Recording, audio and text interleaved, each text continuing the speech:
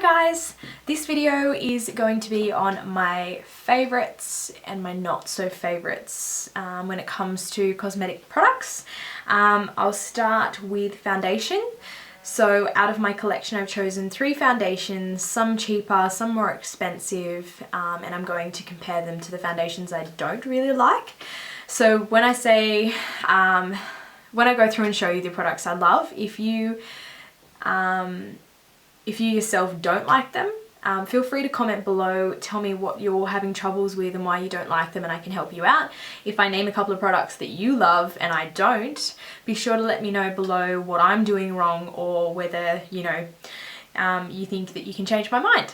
So first of all, with foundation, I've chosen 3. I'm going to start with the cheapest, which is the Superstay Makeup 24 Hour, which is one of my favourite products. I'm in Sand Beige.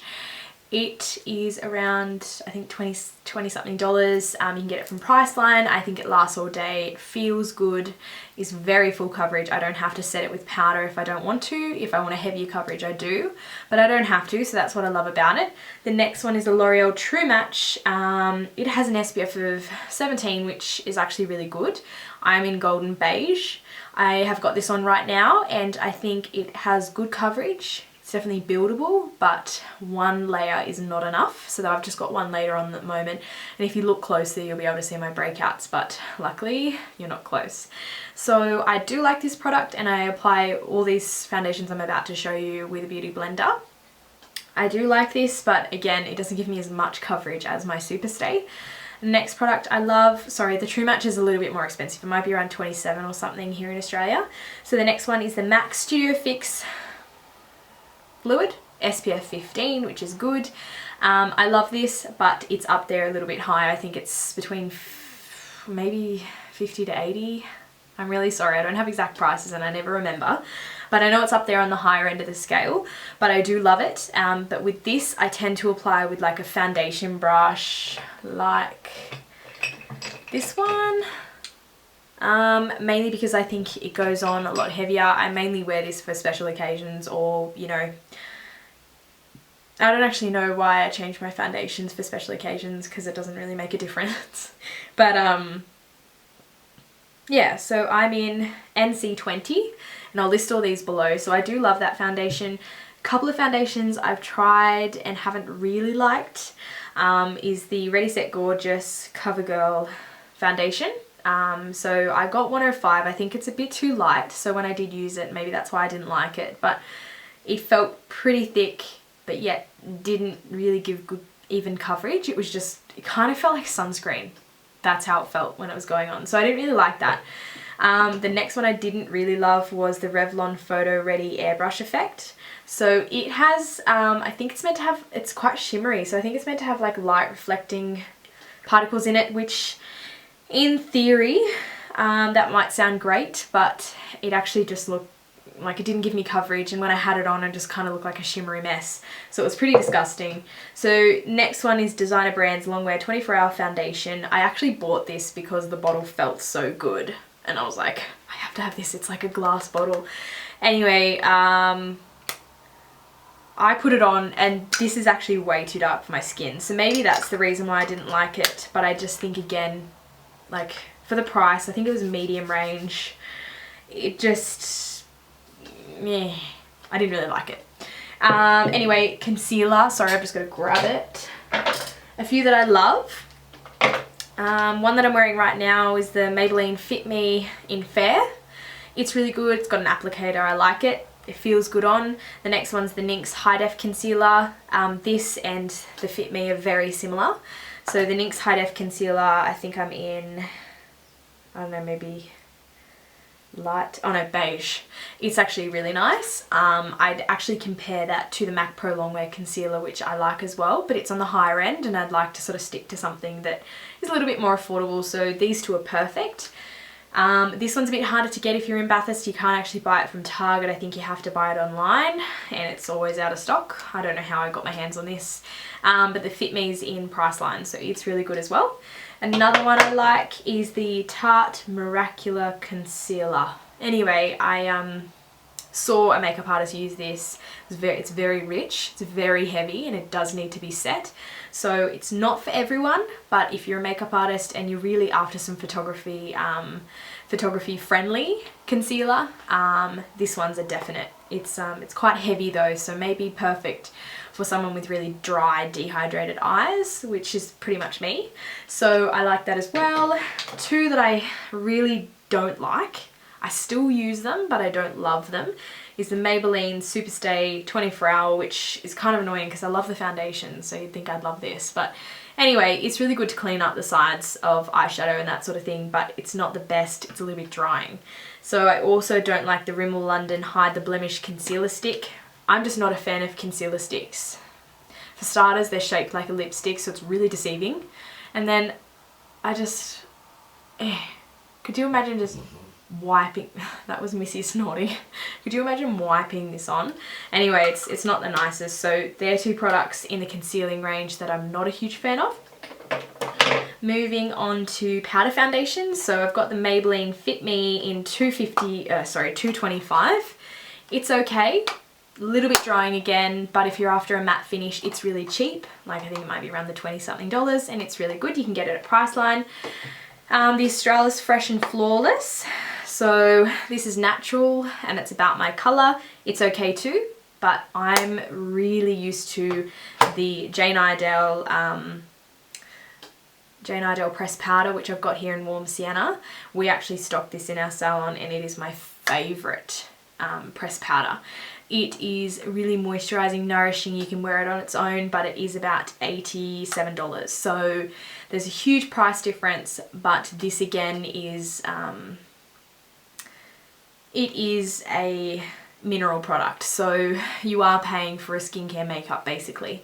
So this won't clog pores, whereas the others probably have a little bit of talc in them, which is normal in a pressed powder. It's not the best for your skin. So if you're looking for something that doesn't test on animals, obviously cruelty free, that sort of thing, this one is definitely worthwhile getting. So that's some powders. Moving on to contour kits. So I've tried, and we have downstairs in our salon, Anastasia Beverly Hills contour kit. I've just purchased the Australis contour kit, and I also have Melissa Sassine's contour kit. So I have to say Anastasia's is really smooth and creamy and it does feel good, but if you know how to contour, or you know you're getting really used to it, I think you could definitely get away with the cheaper version of the Australis one. The only thing with this is there's a little bit of fallout, but it is a product that I love. Melissa Sassine's about in the middle, but also price wise it's in the middle as well. So Anastasia's, for us in Australia, I think it might be around $80 to get, whereas this Australis one I think was $15 from Priceline, which is an absolute bargain. And it has the instructions on the back too, which is a huge bonus. Moving on to eyeshadows, I've got two kits here that are very similar but very different in price. So this is the Urban Decay Basics palette, and this is the NYX Love in Paris Parisian Chic palette. So they have pretty much the exact same colours, and I have to say I always lean towards the NYX one over the Urban Decay, and I don't know why. I think the colours come out more in the NYX, which is probably completely against what most other people might think, but they're two products that I do love, but I prefer the cheaper brand. So NYX, which might be around 15 to 20, this might be around 30, 40. So that's a good one. Eyeliners, so I've got the NYX gel, which smudges. You'll find at the end of the day there's a bit of transference. It's okay if you're going to set it with powder, but I don't like having to set my gel eyeliners, whereas I've got the MAC gel eyeliner. It's really good in black. And I've also got the Clara Cosmetics liquid eyeliner. It's like a pen. I tried it the other day. I just have to admit, it went on smoothly and it felt nice and it looked nice. It was very crisp, but even I struggled with it, and I'm not gonna lie, I think gel eyeliner is definitely the best way to go when it comes to these sorts of things, because you can use your sticky tape and you can get messy with it and it's fine, whereas if you get messy with this, there's no turning back with a pen. And that's just the way I see it. But it was good. I can't remember, it might have been like between 50, 20, could have been 25. But yeah, for a pen, it was pretty good. Moving on to brow products, so my favourite product, and I've got it on right now, is the Bitty Brow Kit by Jane Iredale. Mine's really messy and gross, but that's sort of what they look like. These retail for about $48, and we actually stock them, so anyone in this area who wants to buy one, you can get them from me. The other brow product that I like is the NYX Tame and Frame Tinted Brow Pomade. It's a lot heavier. It's a little bit harder to use than powder, but because it is a gel. But it's really good too. One thing I haven't gotten used to using is the Brow Wiz by Anastasia Beverly Hills. I'm not good with pencils. I just can't get the hang of it. I'm going to keep playing around with it because it does look good when people use them. And maybe I could use the Jane Iredale powder in between as well and just sort of mix them up. But yeah, so moving on to lips, a few products I love. Clara Cosmetics Kiss Proof Lips. Amazing. They're not really drying and they're a lot cheaper than the liquid lipsticks by Anastasia Beverly Hills. But I have to admit, Anastasia Beverly Hills, actually, to be honest, they both go on really nicely. I'm not going to choose. So they're two products that I really love, and I've recently been trying the NYX Soft Matte Lip Cream, which they're really good too, but they're very creamy. So they haven't got that lasting power, although if you don't like the finish of a lip stain, so that really drying finish, then they'd be perfect. What else?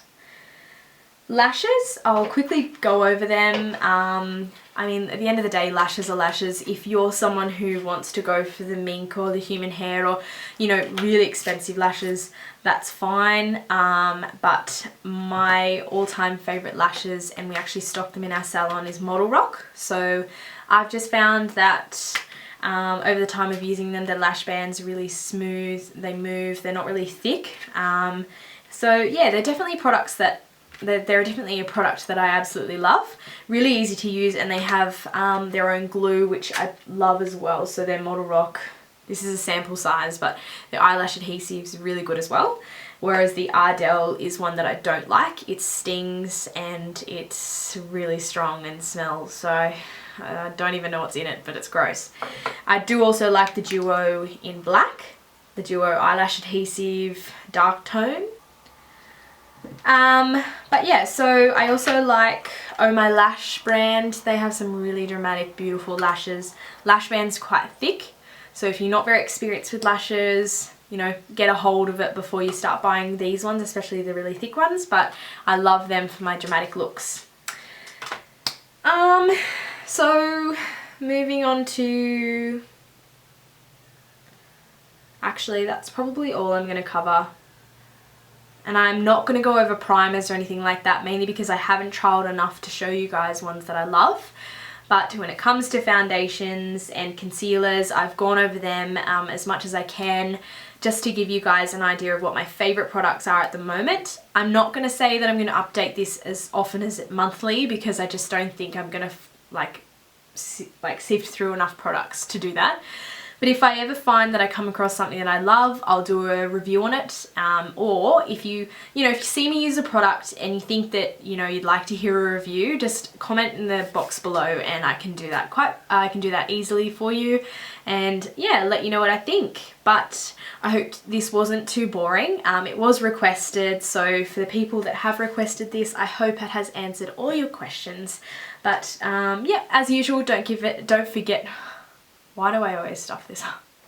Don't forget to give it a thumbs up if you liked it, and leave me any comments below with some more requests, because I love doing requested videos. Alright, thanks guys. Hi guys, welcome back to my channel. So today's video is going to be me attempting the 3-minute makeup challenge.